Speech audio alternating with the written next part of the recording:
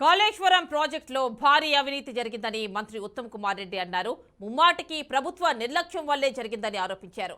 ఇదే విషయాన్ని NDSA review meeting లో చెప్పానన్నారు.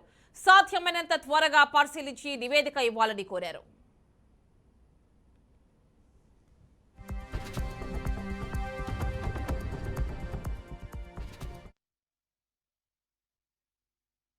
ఒక ఎక్స్పర్ట్స్ కమిటీ మా ఆహ్వానం మేరకు తెలంగాణ రావడం జరిగింది.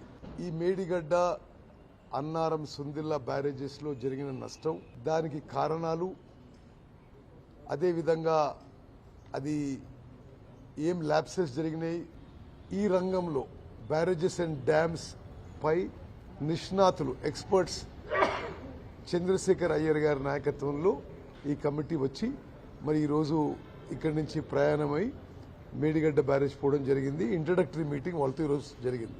వాళ్ళతో మేము రిక్వెస్ట్ చేసింది ఏంటంటే, మీరు మీ ఎంక్వైరీలో మాకు ఒక ప్రాథమిక రిపోర్టుగా కూడా మీకు ఎంత తొందరగా వీలైతే తొందరగా ఇవ్వండి. మేము నెక్స్ట్ స్టెప్స్ వే ఫార్వర్డ్కి మాకు ఒక అడ్వైస్ లాగా కూడా ఇవ్వండి అని చెప్పి వారికి కోరడం జరిగింది. మా ప్రభుత్వం ఈ కమిటీకి సంపూర్ణ సహకారం ఇస్తుందని చెప్పి కూడా నేను వాళ్ళకి చెప్పాను. అధికారులు వారితో కలిసి చేసిన సమన్వయ మీటింగ్లో ఏ అధికారి కూడా ఏ ఇన్ఫర్మేషన్ విత్హోల్డ్ చేసుకున్నా మరి కఠిన చర్యలు ఉంటాయని చెప్పి కూడా